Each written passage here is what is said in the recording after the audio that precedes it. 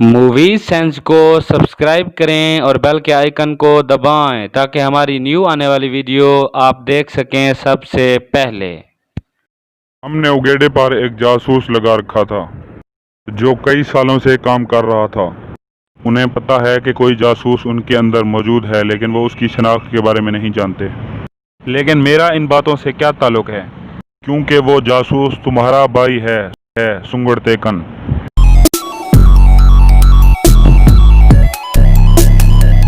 अस्सलामुअलैकुम नाजरीन। हमज़ा और अब्दुर्रहमान जब वापस नोयान के डेरे पर पहुंचते हैं तो नोयान उन पर सख्त गुस्से से पेश आता है कि तुम लोग काई कबीले के बहादुर सिपाही एक आदमी को नहीं पकड़ सके।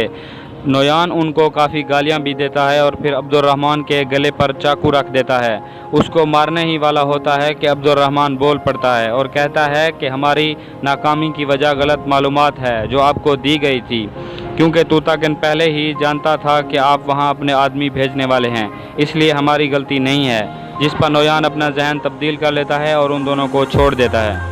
दूसरी तरफ तुर्गुत और दुआन हलीमा सुल्तान को लेकर वापस कबीले में आ जाते हैं। देली दमीर दुआन को अर्तकुश के बारे में बताता है कि वो अर्तुल से मिलना चाहता है और किसी अहम मसले में बात करना चाहता है, इसलिए तुम ये पैगाम जाके अर्तुल को दे देना। दूसरी तरफ आयतलन कोरकुत सरदार को कहती है कि अर्तुल सुल्तान अलाउद्दीन का पसंदीदा आदमी बनता जा रहा है, इसलिए इसको नाकाम करना होगा, वरना जो मकाम आप हासिल करना चाहते हैं वो अर्तुल को मिल जाएगा। दूसरी तरफ ताजिर अफरासियाब कोचाबाश को कहता है कि यह अर्तकुश यहाँ पर कैसे आ गया, इसको तो नोयान मारने वाला था। कोचाबाश कहता है कि इसको तूताकिन ने बचाया है। नोयान अर्तकुश से एक अहम राज जानना चाहते हैं, इसलिए अब ये काम मैं मुकम्मल करूँगा और रात को मैं अर्तकुश के खैमे में जाकर उसका काम तमाम कर दूँगा। दूसरी तरफ अर्तुल गार में बाएं हाथ से तलवार चलाने की प्रैक्टिस करता है। इतने में दुआन वहां पर पहुंचता है और अर्तकुश के बारे में अर्तुल को बताता है कि वो आपसे मुलाकात करना चाहता है। अर्तुल कहता है कि रात को मैं कबीले के करीब आऊंगा और वहां अर्तकुश से मुलाकात करूंगा और तुम जाकर ये पैगाम अर्तकुश तक पहुंचा दो। दूसरी तरफ कबीले में कोरकुत सरदार अपनी पूरी फैमिली को लेकर हैमा खातून के पास आ जाता है ताकि गोपचे का हाथ मांग सके। इस दौरान गुंजा गुल भी उनके साथ होती है जो लगातार गुंदोकतू पर नजरें जमाए रखती है।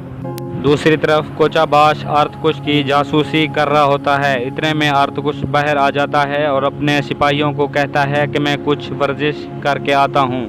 दरअसल वो अर्तुल से मिलने जा रहा होता है। कोचाबाश भी उसका पीछा करना शुरू कर देता है। अर्तकुश चलते चलते कबीले से बाहर निकल जाता है जहाँ अर्तुल मौजूद होता है। कोचाबाश भी छुपकर उनकी बातें सुनना शुरू कर देता है। अर्तकुश अर्तुल को बताता है कि हमने काफ़ी अरसे से एक जासूस अब्रेडे खान पर लगा रखा है।